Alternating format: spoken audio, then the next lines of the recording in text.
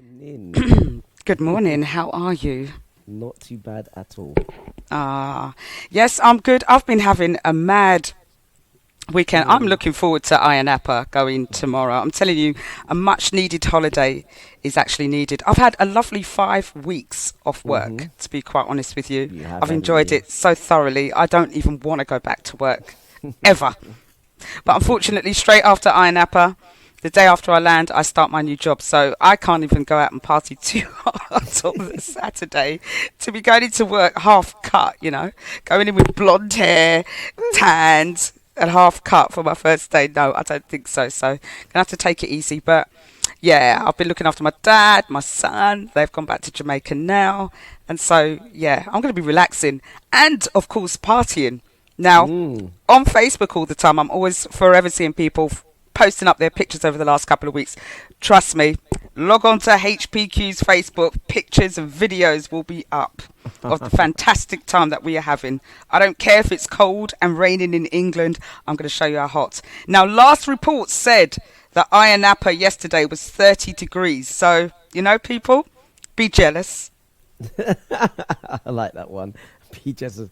Oh, not you should be there, be jealous. Yeah. But good morning to the chat room, first of all. SharkyDJ, Wolf, Michael Fister, good morning. Jackie Fit, what a great interview on the virtual couch. Thank you so much, my darling. This young lady is so resilient. I've got to give it up. I've got a newfound Yeah, big up, respect Jackie. Good morning, Jackie. for Jackie Louie, aka Jackie Fit, aka Wonder Woman. The things that what she revealed that she had been through, what she's had to brace herself for, and she just brushes it off and carries on. She's just like, she knows herself, is so confident in herself, and I love that in anyone. Doesn't care what anyone has got to say. I love myself. I know myself. I am strong. The rest of you can go and take a running jump. More of us should be doing that. More of us can learn from this lady, and I certainly shall be tapping into some of her insights. And she is pretty much educated on fitness and nutrition as well. Gives some fantastic advice. So for those that didn't see the virtual couch yesterday, I'll try and put the link into the chat. It's on my House Party Queen YouTube. Please, Jackie will probably put it in the link if she's listening. Please have a listen. And if you can't listen to 3 hours, just even scroll through towards the end and listen to Jackie's. All of them are equally as great. But honestly, this young lady's got a great story. Now, also, good morning to Lady B, Spice Nice. Carlos, I think I saw him saying that he's going to be at Ayia Napa tomorrow. Yes, he did. He will Mary be King, with Phil and all the guys. Chris Hey, Powell. Yay! Ayia Napa. Ayia Napa. Sorry. Iron Napa. Jack's happy. Carl Bassett. D. Brown, Donald, Miss Sugar Sweet, good morning, and good morning to anybody else. Susan Simpson, per lady, that I may have missed out. Now, I didn't hear all of the news that was going on this morning, but a couple of the things. I'm going to come back to flats in a minute because we need to talk about leaseholds and what's going on with ground rent and leaseholds, because lots of things have been spoken about in Parliament. Labour's coming out and pledging some things that they will do if they take over the government. Rishi Sunak may be in a little bit of trouble, we don't know. But I need to do my film review, which I haven't done in a hot minute.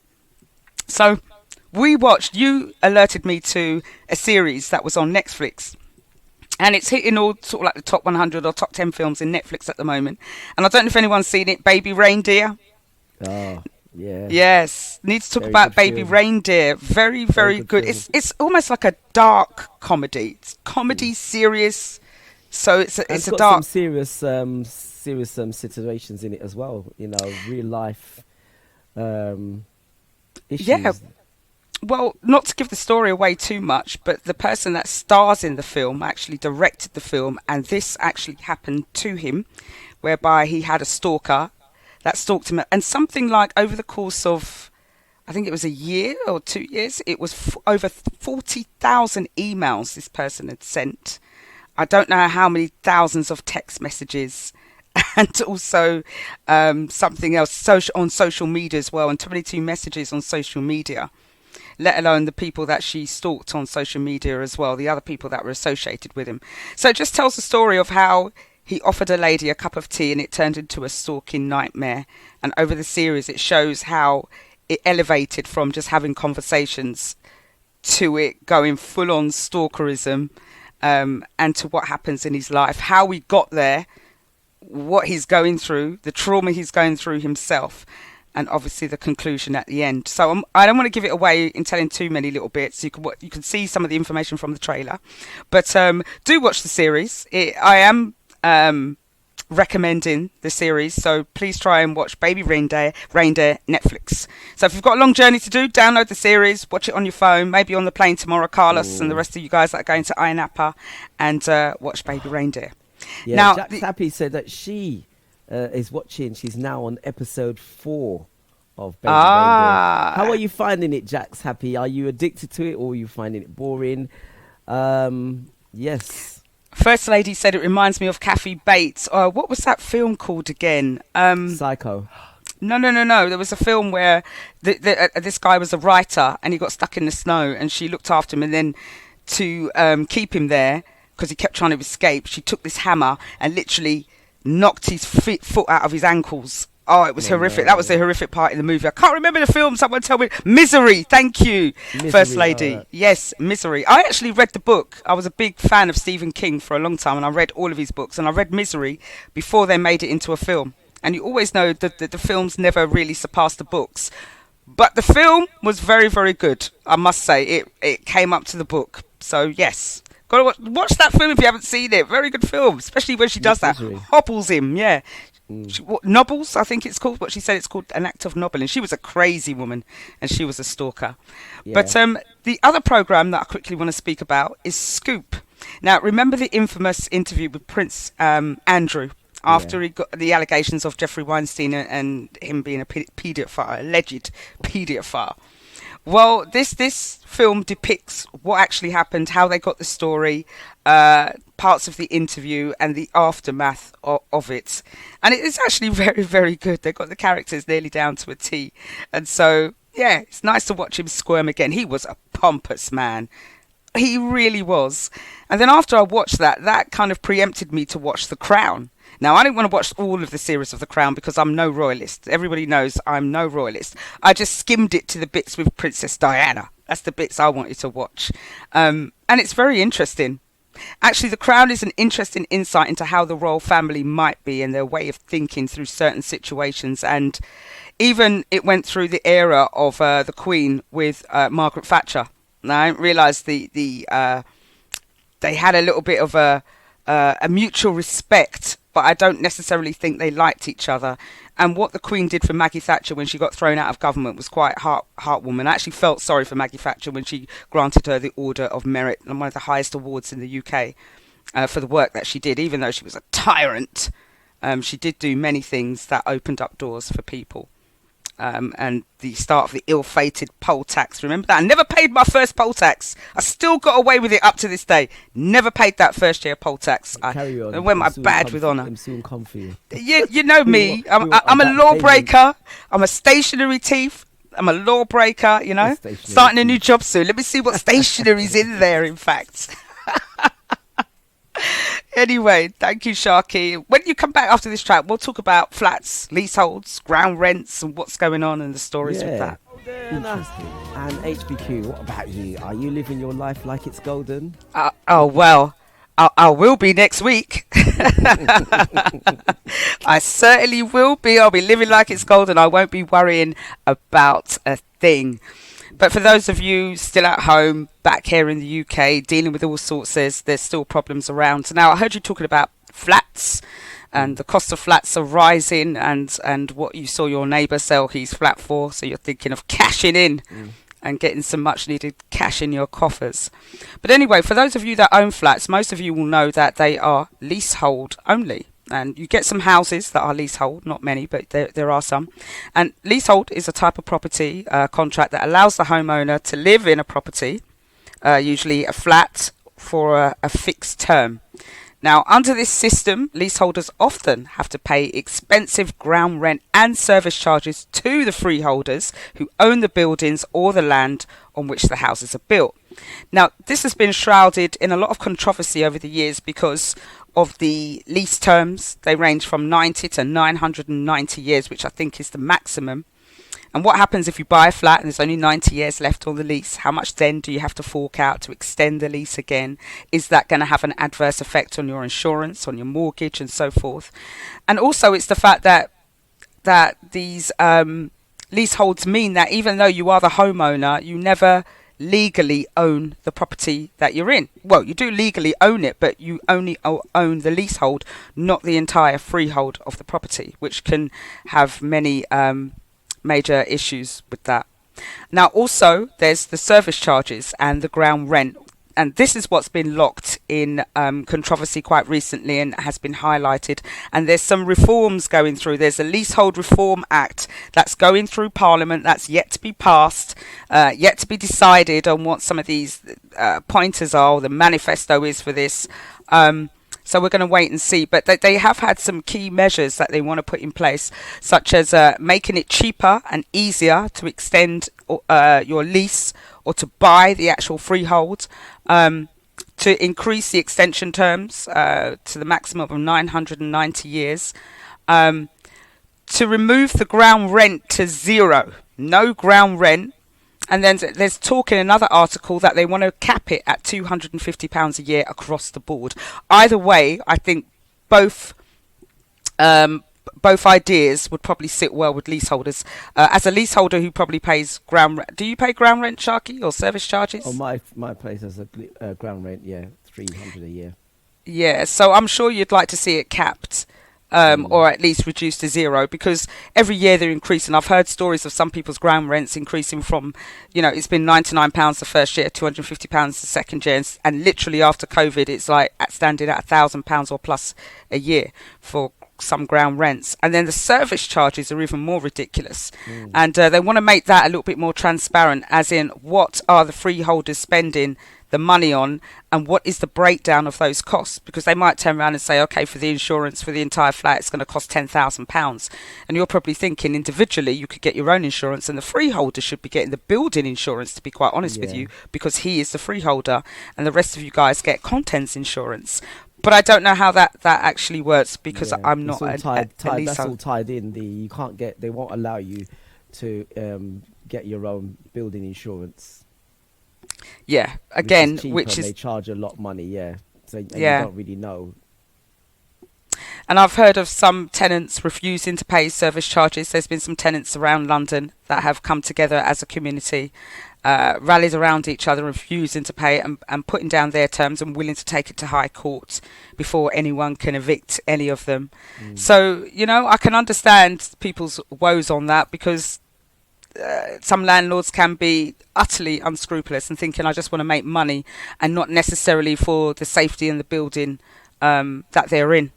And we hear, leaseholders complaining of certain issues that are not being addressed. And I certainly wouldn't be paying my ground rent or service charges if things are leaking or lifts are not working and so forth. So I hope that this bill does go through. Apparently it's going to go through sometime this year. So let's wait and see. Now, Spice Nice says, it's teeth, this leasehold business. It's all about your money and keeping you more poor. Capped is to be the thing going forward. England's not fair. No, it's not fair. And we'll come back after this and see if there's any more in the chat about leasehold, service charges and ground rents. And if not, we'll move over to this controversial PIP idea of removing the fact that you can go to your GPs. Oh, I'm just reading about some stories that I'm going to bring to you guys later. Got to get the formal news out the way first of all, and we'll have some fun with some stories I've got for you guys and some videos. Got to put a little bit of fun element just before I go on holiday anyway. So just before that, we were talking about leasehold reforms, and Carl Bassett says Wales have revamped all the landlord laws, more power to the tenants, hence why a lot of landlords are selling their properties, which is making more people homeless. Spice I said, blessed morning. It's unfair. England needs to fix up seriously. I don't know what to do about the homes crisis. I know the government had pledged to build more social housing, of which the build is going quite slowly. And we're still not building enough. I still don't think they're affordable enough, and there's still not enough housing out there for the people that need it, especially for the homeless. If you are over 18, don't have any mental incapacities, not disabled, the chance of you being housed by the council is absolutely zero. You will be homeless unless someone can look after you, or you get into a hostel, or you go into a church and they try and help you, or you leave the country. One of those choices. That's all you've got these days. So the issue that we have is that UK encouraged a lot of foreign investment, so anyone could come over and buy a house in the UK. And when prices were lovely and low, they were seen to be snapping up lots of properties. We've got lots of landlords, lots of properties that are empty, lots of homeless people, and the problem's been exacerbated by high mortgages, high rents, people moving in or out of London. So we've got a multitude of problems around housing. What the solution is, Rishi Sunak seems to think, is to get all the asylum seekers on a boat, on a plane, from a boat onto a plane, and jetted off to Rwanda at the cost of whatever, how many millions per person to do that. Is that the answer? I don't know. I'm not the government, I'm not the mayor, and I'm certainly not in power. But if I was, I wouldn't be looking at any of those options. Now, another thing that the government is doing is an attack and an assault on the benefit systems, a complete assault. They are overhauling anything. Now, you know that universal credit has inveigled its way in from income support. It's no longer income support, and some of these other benefits that were there. It's all rounded up in this whole universal credit, and it's a notorious system. Okay, unrelenting, I would say, and very hard to speak to human people to talk about problems that you may have that are going to affect your benefits. And the paperwork, have you seen the huge online form that you've got to fill in just to claim something? I kind of try and stray away from that at any given point in time. But they're now looking at, as I spoke about in the news a couple of months ago, is to bank accounts are going to be sending the DWP any any behaviour that deems that you might have a second job or that you're not in the country. So they'll be obliged to be sending that to the DWP. So everybody that is working or getting money in their bank accounts, then you need to be careful. Just get cash only. But that's hard to do these days because every employer has to give a UTR number, which is your unique tax reference code. And once your UTR number is given, it automatically goes into the tax system's digitalized system, and you'll see every job that you have where you've given your UTR number. If you don't give one, then you're not on the books. If you get cash, then you're not on the books. Don't say I told you so. Now, the other thing that they're raiding is they're looking at sick notes and removing the fact that you can go to your doctor for a sick note. Now, there are 22.8 people claiming benefits for being off work, and they doled out over 11 million sick notes last year. Just last year, 11 million sick notes were given out. So whether that's a controversial figure given the population that we have in the UK or not, I don't know. But the government has decided it wants to do something about it. And so you're going to have to go to a therapist or some kind of specialist to check and see what your actual issue is, and they will decide whether you are fit to work. And then we're going to have a team of specialists, because the government is raiding PIP also, which is for the people that are claiming disability benefits. They're raiding that coffer now as well. And they're going to get a range of people that are going to look at maybe therapeutic services, advice, one-off grant payments instead of giving you money every week. And the amount of PIP you can claim currently is at £183.40 a week. That's the maximum that you can claim for PIP. And they want to reduce that or get rid of it with complementary therapies, support groups and grant packages. So that's the government's raid on the benefit system. They are making it so much more difficult for you to claim a damn thing. The days of you scrubbing out or duplicating your dole checks, getting copies sent to different people to scam has gone. It's just not going to happen anymore. Unless you're a sophisticated Russian, Chinese or African scammer, or India, countries where most of the scammers are coming from. So yes, Sharky DJ, are you claiming any of those benefits? Is it going to affect you? Not at all. Not at all. I ain't claiming jack. It's not going to affect me at all. Well, you never know. You may have to, as we get older and our capacity for moving around becomes a little bit more limited. Things like PIP will become of use to us because we have no other way of having any other income apart from our pensions. So sometimes, and you may need help or support at home, or people cooking your food or things like that. A one-off grant payment is not really going to help that, is it? It's not going to pay for serious circumstances. Now, Mary Kick says these scammers are making it hard for people who genuinely need help. I absolutely agree with that, because there are people who genuinely need it, and the government is looking at as like all people are scammers. All people are out to raid the DWP coffers of the little bit of cash that they want to give you to survive. And I don't even think the benefit system can even help people survive. I mean, the money that they get can't pay for rent and food and whatever. How do people on benefits survive? Seriously, if you're claiming full universal credit and you've got 3 kids and you're getting child benefit, and maybe you're getting £1,200 a month or so, and you still got to pay rent, feed all those 4 kids, get to work, and not get to work but get around and so forth. That's crazy. It's hard. I think the system has made it very easy, and they've built a society of, well, you don't have to work, we will look after you. And now, you know, people are, you know, I mean, I've heard people arguing, saying, oh, they got my money, and, you know, and I should get my this and that, and they haven't worked for it. And that's the society that we live in today, isn't it?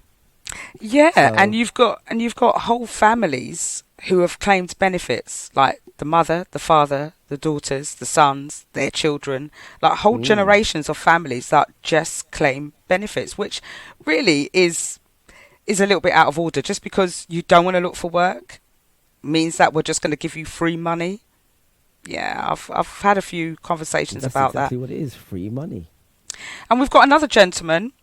He was in an article in Sky News talking about the fact that they want to reduce PIP or not give out weekly monies. Now, he's saying that he claims PIP for his mental health because when he goes into work, he gets anxiety and bursts into tears. And so he's getting £72.80 a week because he can't cope in a workplace. Now, I don't have the issue of being anxious and bursting into tears. It did happen to me a few years ago after my mum died and going through the menopause. That exactly happened to me. But did it make me unfit for work?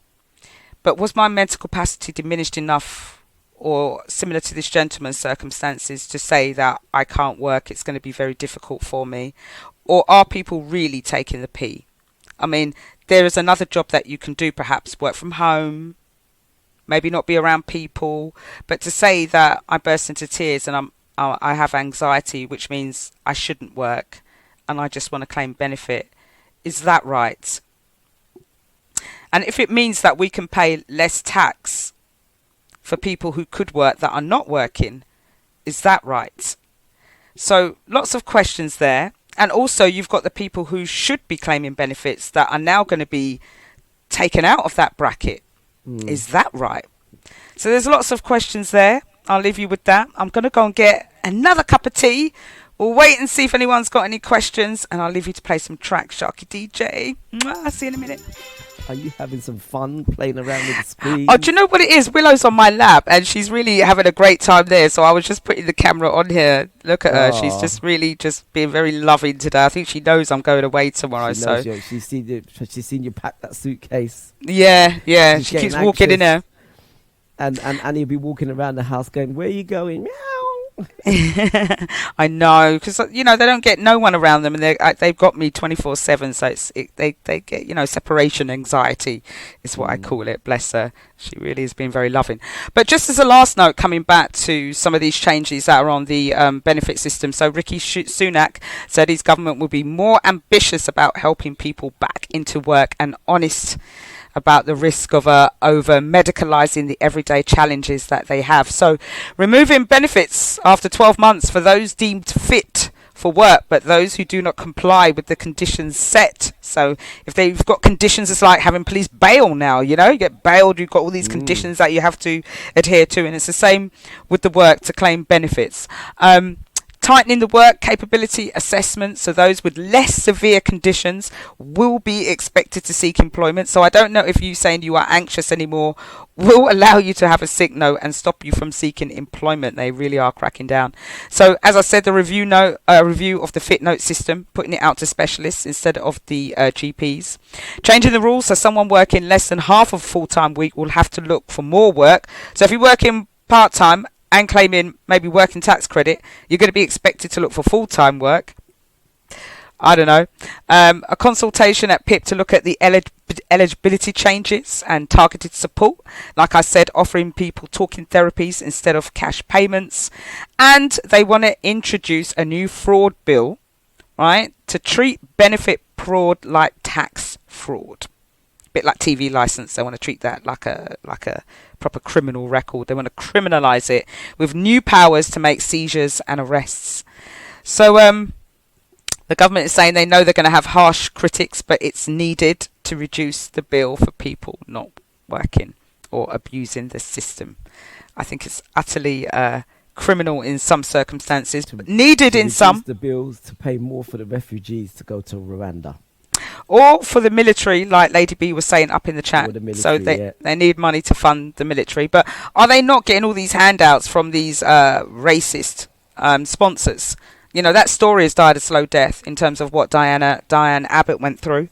That man is still pledging money to the Tory party, and we're still listening to their foolishness. So, I don't know. Tories out.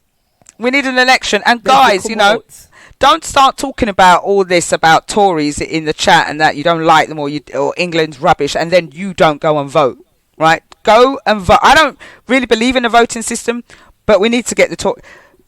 I told you already, right? Rishi Sunak needs to leave. And who's the Sadiq Khan? He, the do nothing mayor. He does nothing, and he talks like Rishi Sunak. They just talk up a storm but say nothing. You ever notice that Rishi Sunak really says nothing apart from how great his government is and what he's pledging to do and how he wants to do better and what he's succeeded his government in doing? Apart from that, there's just bare noise. Bare noise. Spice Nice said, will Willow be doing a show tomorrow? She could do, you know, the way that she's lying here. She could lead the show if she could talk, let alone hear. So that's not going to work for her. She can meow. Yeah. Well, she just about does that. She doesn't meow a lot because she can't hear her voice. So it comes out just naturally, but not often does this cat meow. So she's very quiet. Mary Keek says, I always vote. I only missed one when we went to Ibiza for Carry On Comedy. That's valid. I get that. You know, Carry On Comedy is important. It's a very good one. And you can vote online. You can vote online, innit? I think I'm a voting form somewhere. Vote online. I think so, yes. You can register to do online voting so you don't have to go up to a polling station, which would make more sense, especially for people with disabilities. Now, just to change it up a tad, because we've been talking about some serious stuff now for nearly an hour, and I need to change it up. We need to talk about, in fact, Lady B says Labour and Tory parties are the same. Neither of them have real control. They're all the same. Not any one party's any better, but I believe in refreshing the government after, 14 years now? However long it's been. We need a refresh. I'm not saying they will be any better. I need a refresh. I don't want to see Rishi Sunak or his cronies. I really don't. Let's see what Labour can do now. We'll give them 10 years and again it will change and do like, remember the Liberal, Democrat and Conservative coalition government? That was a mess. Anyway, coming back to fun news, or stupidity news as I call it. I don't know if people do foolishness for TikTok, YouTube, or they're just foolish, but you had a model, okay, who straddled a captured shark and cut her backside on the fin. Now, she put this out on social media and she's been slammed for the abuse towards the animal. Not the fact that she cut herself, but for the abuse for the animal. Now, Natalie Reynolds is her name, and her pals were seen dragging the animal out of the ocean in hopes of catching some monster sharks. Now, I went on this girl's TikTok. She's one of these adrenaline junkie people, you know, want to go and do something crazy like run in the water and throw a platypus on her back and film it for show.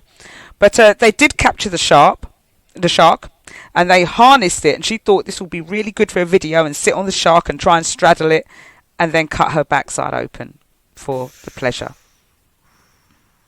For pleasure? I watched... Not for sexual pleasure. I'm talking about for pleasure of filming to getting likes and things like that. I don't think she intentionally went to cut her backside, but in her antics. I mean, why would you sit on a shark? Do you not know a shark's fin is quite sharp? It pierces the water. Natalie what? Natalie Reynolds. Oh. Waterloo caught shark straddle it and cut her backside. Gosh. I mean, I've shown videos of people doing some crazy things for TikTok.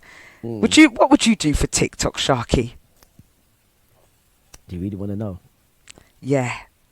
Do a wicked salsa dance. That's what you do for TikTok? Yeah. That would be good. One that's catchy. One that's catchy, yeah. Definitely. What I'd like to do for TikTok is get Willow an account and show all her antics, or do nighttime cat cams and see what they get up to at night and post that up. But we'll see. Now, after a woman cut her backside on a shark, we have a man who fractured his nether regions in two places. Your private part in two places. He hears horrifying snap after rolling on erect member while sleeping. See what? So a man was left in excruciating pain after fracturing his private part in two places while he slept. And Just the thought of it. he was from Tunisia and actually waited 36 hours before seeking medical attention. And required an op to repair both tears. I bet that's making you squirm. It is. Yeah. Now, what it is that region you've got it's not a bone. It can fracture when the appendage is subject to a sharp, blunt force, and in many cases, a cracking or a popping sound is heard. You know, crack or pop. You know. Sorry. And afterwards, if that happens, and this is a diagnosis from HPQ, if that happens, it will usually resemble something like an aubergine, right? Turning purple and swollen. God. So, if your nether regions, men, seriously, because you guys sleep and have your dreams and will wake up with, you know, morning glory, but you might have midnight glory, right? Or, you know, 3 a.m. glory, who knows? And, you know, if you so happen to roll over on it awkwardly, you know, it could happen, men. You know, be careful. I don't know how you can roll on top of it, though. It's got to be pretty small to be able to roll on top of it. I mean, if it's 10 foot long, you can't exactly roll on top, can you? Oh my dear. gosh. So yeah, scans showed that there were two separate fractures which were 3 centimeters apart and measured 10 millimeters and 7 millimeters respectively. And both were repaired with sutures. He didn't suffer any lasting damage though, with the swelling reduced after 2 days, you know. But if you do have a fracture, they call it a penis fracture. If you do have a fracture, go seek medical help pretty early. Seriously, don't let it sit there and turn aubergine, right? Because if it's turning aubergine or doing any other things that it's not supposed to, something is wrong. Don't leave it. Go seek help. Lady B says, I can hear you screaming quietly, Sharky. Especially with the crack or the pop, you know. Ooh, even I'm squirming. And Lady B says, it can fracture when it is at full attention. Well, depending on, you know, I don't know if you've experienced that, depending on girth, size, all those things come into, you know, multiple fractions and calculations are going through my head right now. And Girth, size, length. As HPQ always says, be careful out there, people. Be careful out there. Oh, God. But just to end it off, I've got a video that will soothe everything I've just spoken about. We've had this lady with a butt cut. We've had a fractured penis. Now let's move on to something soothing. Now this can appeal to both male and female. I want to go here. Males, you're going to want to do this. Women, you're going to want to go here. I do. Called Volcan El Totumo, where people come to bathe in this active mud volcano made of volcanic ash, which is said to have natural skin purifying and medicinal properties with a variety of minerals. Another surprising thing is these people may look like they are standing in chest-deep mud, but in reality they are actually floating because the volcano is 10,000 feet deep. The science behind this floating is somewhat similar to an iceberg in the water. There are attendants who give you a full-body massage in the mud for a small fee. Once you are done bathing in the mud, you are then taken to this nearby lagoon to clean off the mud, which is again done by an attendant who literally goes into all of your cracks and creases in your body. By the way, these massage guys have the best job in the world. I want that job. I knew you would want that job. I want to go there. I want them to get in all those cracks and crevices and massage them. Anybody else want their cracks and crevices massaged? Hey, go in Colombia. It's in Colombia.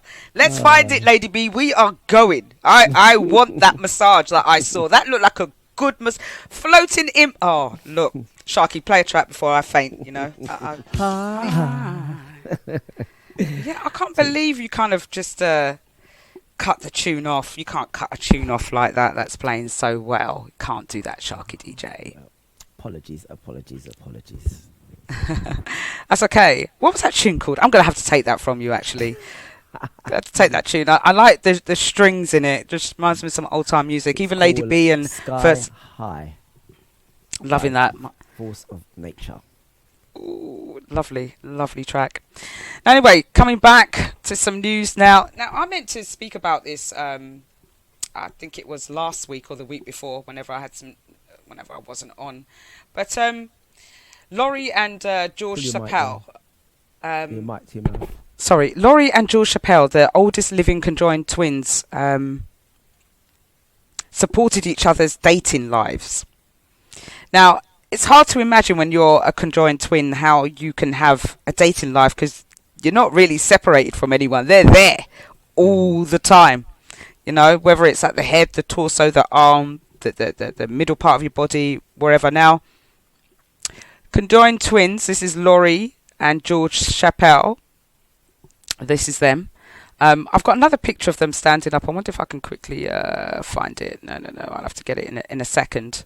Of them standing up so you could see the actual dimensions of them both. But Laurie, the female conjoined twin, said she lost her virginity at 23 to a second boyfriend. Wow. Now, yeah. And they admitted that they had intimate relationships, not with themselves, but obviously with other people, with her brother forced to block out any kissing when she went on dates.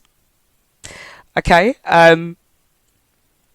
Sadly, they both passed away. George passed away a couple of weeks ago, and the sister shortly passed away after that because conjoined twins, when one dies, the other doesn't last very long either. Now, they were born with partially fused skulls, and they shared 30% of their brains, and they defied medical predictions that they wouldn't live past 30. Now, Laurie was the able-bodied one, and George had spina bifida and used to use a wheelchair to get around. And George had a successful career as a country singer, while Laurie pursued her passion for 10-pin bowling, even winning trophies. Now, Laurie, who's a woman, she's the able-bodied one, told The Sun that when they used to go on dates, George would bring along books to read, as they didn't face each other, so one was one way, one was the other, thank the Lord, and he could ignore any kissing, and said, I don't see why being a conjoined twin should stop me from having a love life and feeling like a woman. Quite rightly so. Now, she said she was engaged for 4 months or so before the ceremony was due to take place. Her fiancé was killed by a drunk driver, unfortunately. That is so sad. And it was devastating towards her. Now, she's still in contact with the family, which is good, yeah. And she says she's only recently started dating again. Now, George, the brother, conjoined brother, said that he'd be happy for his sister to get married. They can do whatever they like, and I'll act like I'm not there. Wow. I would even block out. I'm not laughing at the situation. I'm laughing at the way that they've written this. My apologies. I'm not bashing them by any means.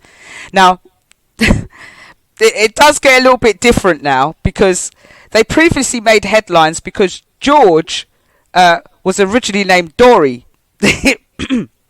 George was a female and Dory, and so there was Dory and Laurie. And Dory came out as transgender and became George.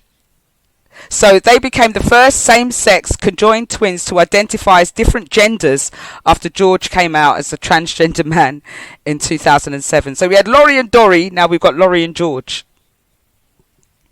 And then he changed his name to Reba. To honour his idol, Reba McEntire. So they say the twins live independently in a 2-bedroom flat, alternating between their separate hobbies. And they take turns in sleeping in each other's rooms and showering separately, using the shower curtain as a barrier while one stood outside the bath. Okay, that makes sense. Why don't they just both get in there? Wouldn't that save some water? Just get in the shower together. You're together anyway, right? Wouldn't that make sense? I don't know. I'm just thinking about the water bill. You know me and bills. In the interviews, Laurie talked about the importance and independence and privacy for them. And she said, I'm here in the body, but that's it. Just because we cannot get up and walk away from each other doesn't mean we can't have solitude from other people or ourselves. People who are conjoined can have a very private life. Now, that's quite poignant, that statement there. I know I was laughing at bits of it because some of it defies belief in terms of the story there. You know, with transgenderism and now conjoined twins, it's happening. Just shows it can be anybody. And it's not just, your normal man or woman that wants to do this. But it does defy belief, and it must be hard to have a separate life, especially, when you're having sex. You can't exactly move away, can you? And you have to, you have to reposition yourself as to the choice of the person who's having sex. So when they're in the throes of it, you have to be, is he bouncing around in the air? I'm sorry. I'm not, I don't want to be that person, but the image is up there now that I'm not saying another word. I'm just not. Let's play a track, please. I need to take a breath here before I get myself. Are you with us?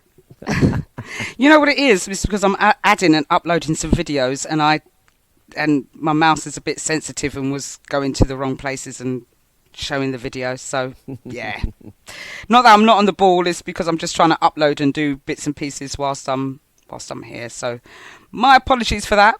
Now, talking about the conjoined twins. Now, just to get a perspective of how they were conjoined, I've got another picture for you, and that's Dory, now George, now Rima in the dress there, on the specially adapted chair, and that's Laurie on the right hand side there. Now it's interesting that they actually had separate activities, that she would go 10-pin bowling and he was a country and western singer. What if she didn't like country music? She has to sit there and listen to it all. That's all right. day, listen to it practicing. Yeah, that must be hard to not be able to get away from someone. It's like a marriage, isn't it? It's like a marriage, but they are together. Exactly. Lady B says, I miss this. What's this about? I was talking about conjoined twins that were joined at the forehead, shaved 30% of their brains, and talked about they led fairly normal individual lives, like having partners, nearly getting married, having sex, kissing, all of that good stuff, having conversations, hobbies. Interesting. Very, very interesting. Now, the other thing I want to speak about is I've been reading about all these, you had all these celebrities that are adopting children from countries like Madonna's adopted kids from Malawi. You've got Charlize Theron as well. That's adopted some child from Africa. Sandra Bullock. Who else? There's been a number of celebrities that have done this. And there's been a rise of children, these children that have been adopted by celebrities, now transgender, and changing sex and identities. Madonna's child, David Banda, is such one. Charlize Theron's child has recently come out as that.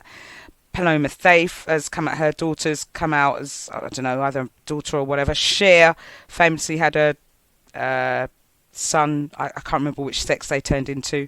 But the number of celebrities with these children that are now transgender is alarming. And is it because of what they're actually exposed to? Is it exposed as a norm to them? By the way, growing up, having this relationship, that relationship, should it be classified as norm? And I'm not being offensive towards anyone, because having those sorts of relationships are normal. But if you've been brought up as a Christian and you believe in the Bible, then you realise that a man and a woman reprocreating is normal. That's what normalised, that's what I grew up with as normalised behaviour. Now, whether it's deemed wrong or not now is a whole different subject matter. And And it doesn't matter what religion you have, what faith you have, that doesn't come into question. You've got to stick to the beliefs that the government has set for you in what they believe in. Now, I think it's Iraq or Iran has been one of the countries that has outlawed same-sex marriages quite recently. They've come out and said they will not allow it.